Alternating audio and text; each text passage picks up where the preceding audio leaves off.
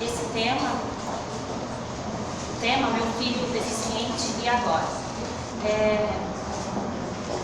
Componentes do grupo: Eunice Elaine Joseli, orientadora, professora e mestre, professora Isabel Bernardes. Esse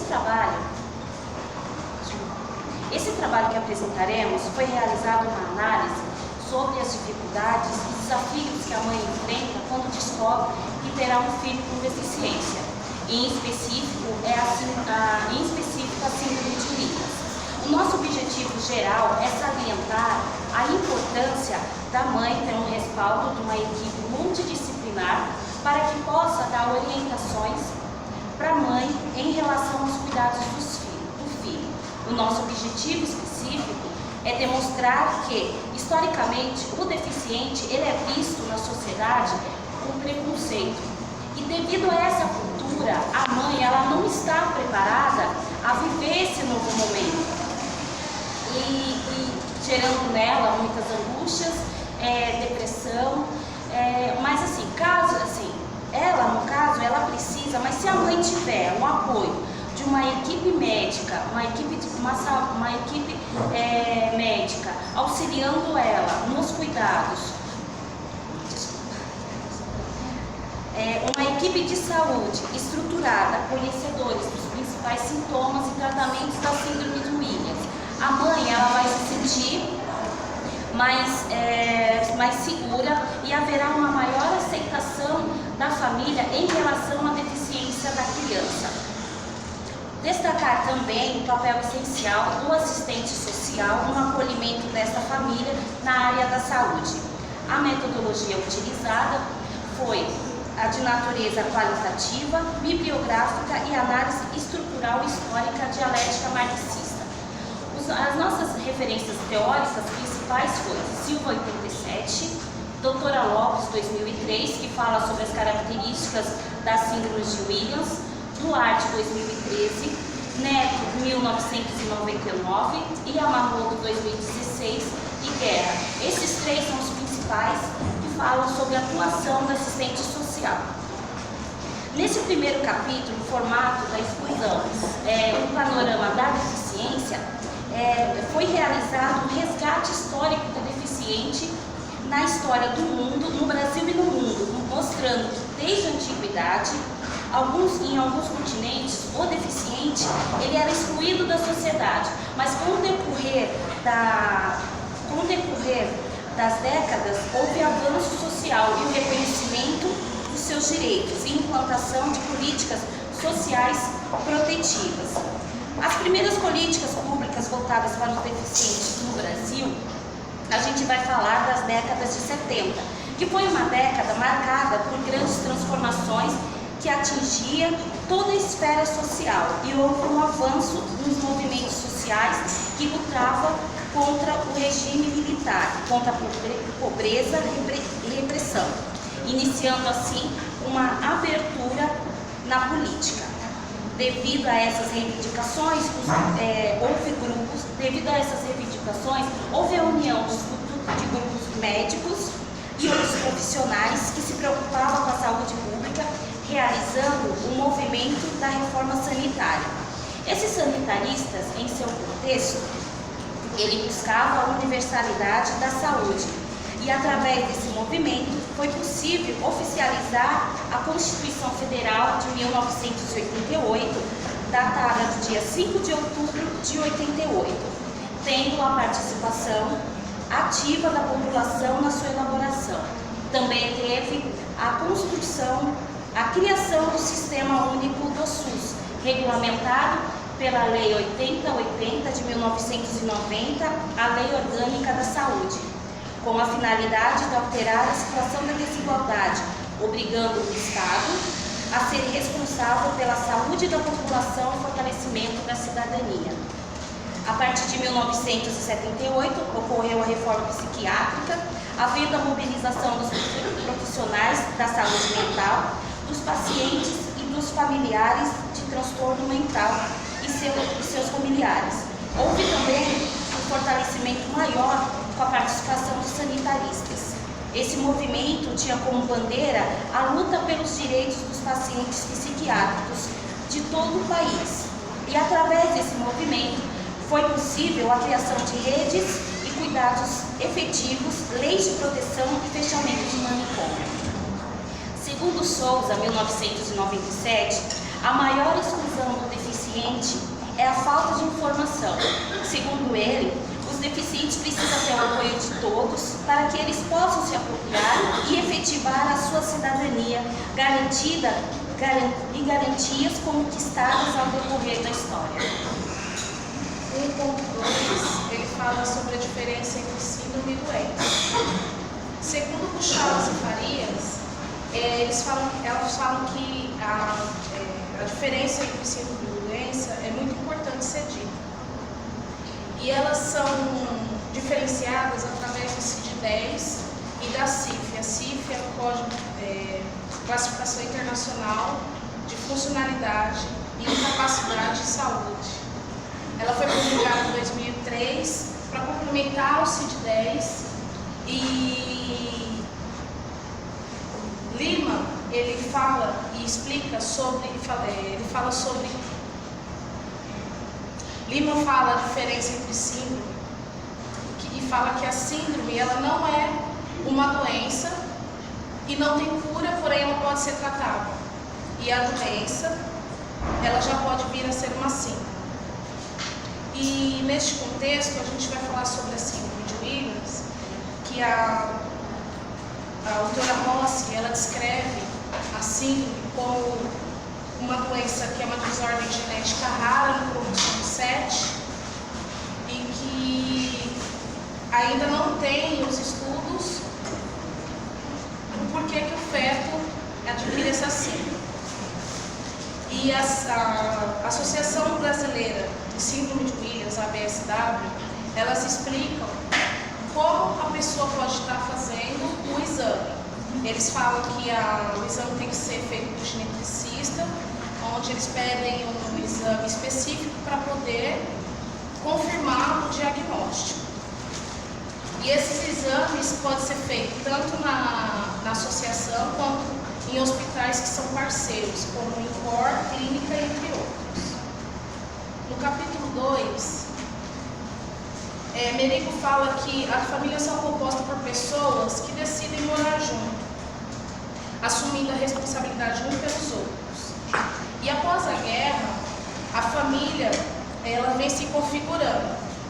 E nos anos de 60 e 80, com o surgimento da pílula e da inseminação artificial, a mulher ela pôde passar a optar por ter filhos ou não.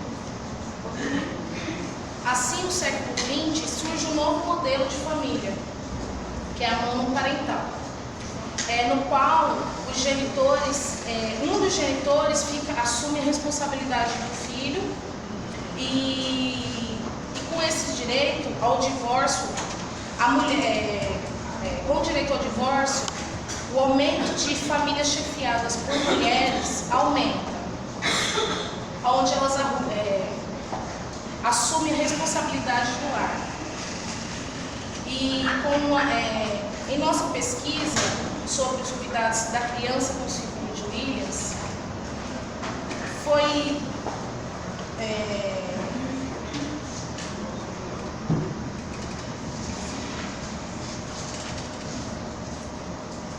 diagnosticado que na maioria da parte das famílias, a mãe ela é a chefe de família e ela geralmente é monoparental. Na questão de gênero, na pré-história, homens e mulheres eles exerciam atividades similares e a mulher era tida como deusa, por ela gerar um bebê. E a partir do momento em que o homem descobre que tem a participação na reprodução humana e que quando a mulher se afasta para ter o bebê, eles começam a distribuir, passam a dividir as tarefas, esse modelo passa de matriarcal para patriarcal. E a submissão feminina foi se adequando conforme o momento sócio-histórico. No cristianismo, por exemplo, o pai escolhia o marido para a filha. E ele queria um bom casamento para a filha, questão econômica. E a mãe passava para as filhas os ensinamentos que elas tiveram. No entanto, que elas só tinham leitura básica o suficiente para poder educar os filhos. E no século XIX, houve a onda feminista, onde elas reivindicavam os direitos civis e políticos iguais aos homens. No século XX, houve outra onda, onde elas contestaram o direito econômico, sexual e reprodutivo, que foi onde teve a cama de sutiã, que foi um acontecimento emblemático. E a terceira foi a feminista, onda feminista, foi para adquirir, sustentar o que elas já tinham adquirido e o direito ao próprio corpo, questionando a violência contra a mulher. E essas conquistas foram tendo alterações gradativamente no decorrer das décadas. Bom, vou falar sobre os conflitos da mãe, do grupo familiar, da criança com deficiência. Isso ocorre logo após o nascimento da criança, devido à falta de informações que nós temos sobre a deficiência. Isso é um motivo social, econômico, e é incutido a nós. E devido a isso, segundo o Duarte, é necessário que a família tenha um respaldo social, com terapias e conversas, rodas de conversas, para que ele possa expor as suas dúvidas e para que ele possa ter a segurança para cuidar dessa criança. Isso também trará segurança para a criança na formação, no seu desenvolvimento. E o serviço social, na contemporaneidade, ele atua na totalidade do indivíduo, vendo todas as suas partes, sociais, psicológicas, todas as suas necessidades e seus direitos. E o profissional atua em diversos espaços institucionais e ele também promove a efetivação do direito da pessoa. Ele promove o serviço, o trabalho do profissional promover o indivíduo, a sociedade. Ele atua de acordo à sua formação profissional, com o projeto ético-político, com o auxílio das ciências sociais.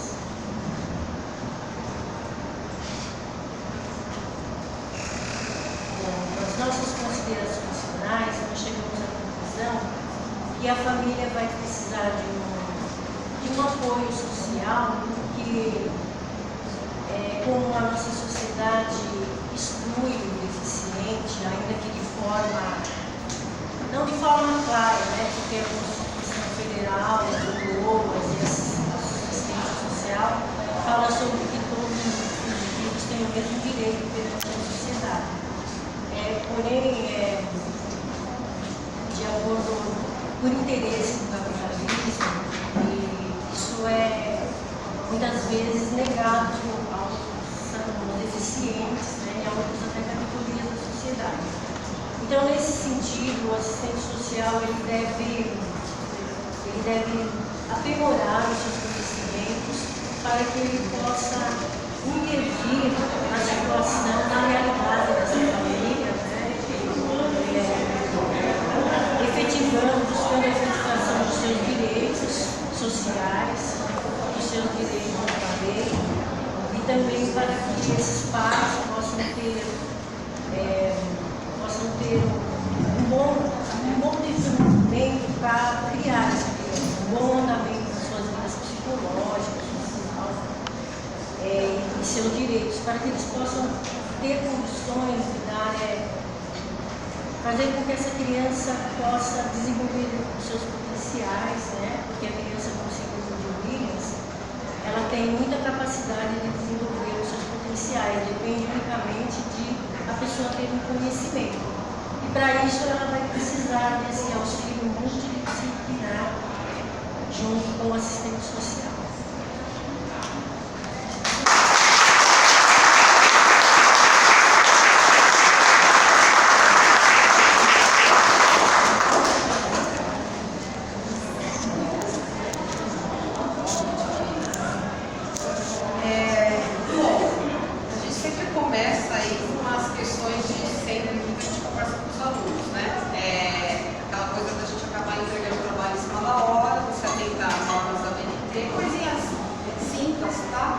ABNT para arrumar português, a mesma coisa, às vezes o negrito, uma coisinha para arrumar mesmo que todos têm que fazer essa revisão.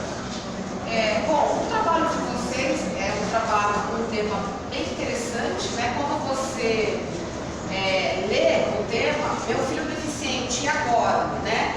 Aí você, na hora que eu peguei o trabalho, eu falei, o que será que vai discutir esse trabalho, né? Porque você está perguntando, será que vai discutir a questão de a descoberta da deficiência, alguma deficiência, né? E o objetivo de vocês, que vocês tinham um foco de falar de uma síndrome, né? Só que na verdade assim, vocês não se apegaram só à síndrome, pelo contrário, vocês quiseram trazer um leque de coisas, né? A questão histórica da deficiência, da exclusão, do preconceito. Eu achei bem legal que vocês trouxeram a questão do gênero, né? Que a gente tem essa questão mesmo hoje, quando você faz uma pesquisa no Censo SUAS de 2014, agora mostra os dados lá referente às pessoas com deficiência e mostra como mudou o número, como cresceu, na verdade, o número das pessoas que recebem o benefício de prestação continuada, tá? Por que isso? Porque a assistência social, ela contribuiu com esse avanço, porque as pessoas não entendiam isso como direito. Então, aquela mãe, né, ela ficava em casa, não trabalhava, tinha que cuidar da pessoa com deficiência. Ela não tinha nem, ela não sabia que tinha direito, porque a gente tem a LOAS, né, que é o benefício de prestação continuada de 93, e muita gente não tinha conhecimento. Então, assim, isso está relacionado ao que vocês estão falando aqui, a questão de gênero, né? É a mãe que cuida do filho, né? E aqui vocês trazem isso.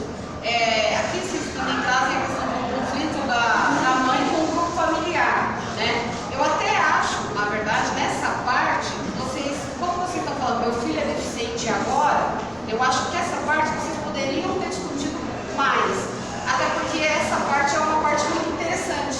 Aí eu acho, assim, o que eu dou realmente, que eu falo, se vocês forem usar para escrever alguma coisa, dá uma investida nessa parte, porque ficou bom, né? Porque assim, geralmente você pega pesquisas, o pessoal não retrata o cuidador, né? Quando a gente entra na questão do cuidador, a gente fala da pessoa com deficiência, mas é a pessoa que cuida.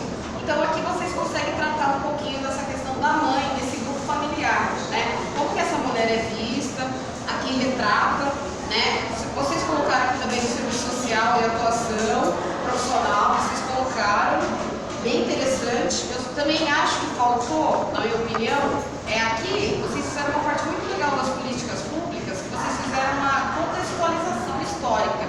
Só que o que faltou? Vocês não falaram agora do Estatuto da Pessoa com Deficiência, tá? Por quê? Ele, na verdade, ele mudou, na verdade, o sentido de você enxergar a pessoa com deficiência. Por isso que a gente tem esse termo pessoa com deficiência. Eu achei que faltou só colocar um pouquinho mais, porque eu acho que essas políticas, vocês resgataram muitas políticas aqui, nem eu conhecia, né, historicamente, e acabei conhecendo o trabalho, achei que faltou, acho que vocês podem aí incluir, na verdade, só para fechar.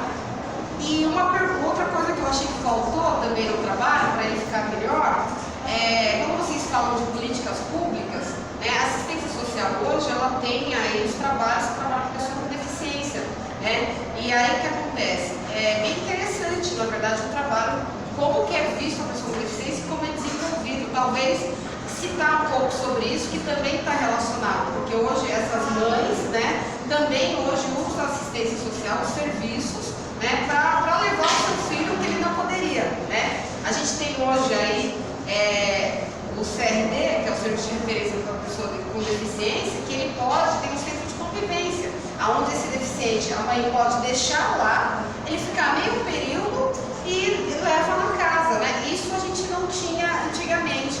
E isso também se dá por causa da mudança da lei, né? Então, eu acho interessante falar disso também, porque eu acho que isso está muito relacionado com a mãe, porque essa mãe também, ela precisa de um tempo para ela. Ela é a cuidadora. Então, esse serviço também fez que essa mãe se olhasse, né? Também um pouquinho. Mas eu acho que o trabalho, vocês conseguiram discutir, não ficar só na questão da doença, mas discutir realmente de uma forma ampla, né? A minha pergunta para o grupo, a questão que vocês acham mesmo das políticas deficiência, o que vocês acham que precisa melhorar, se está bom, o que vocês acham disso?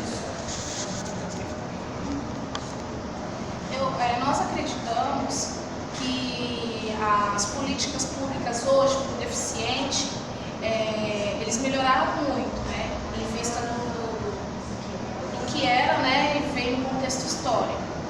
E nós acreditamos que sim, precisa ainda ter mais ampliação.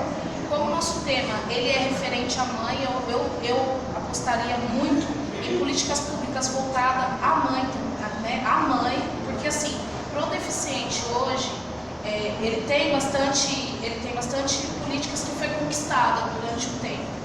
Porém, não tem esse olhar para a mãe, né? E a mãe, assim, eu vou falar uma coisa que não está aí, mas que eu fiz estágio no conselho, as mães, elas levam o filho no médico, mas elas não vão ao médico. E o índice das mães que a gente fazia campanha lá, com câncer de mama, de útero, era muito grande. Porque ao invés delas pegarem e falar assim, eu estou aqui no médico, eu vou passar para o meu filho, não tem ninguém para segurar o filho dela para poder fazer um exame ginecológico, uma mamografia, né? Então, eu aposto muito, né, e a minha vontade, que eu quero seguir nessa área da deficiência, eu quero fazer muito assim, eu quero trazer projetos que envolvam a mãe, em específico.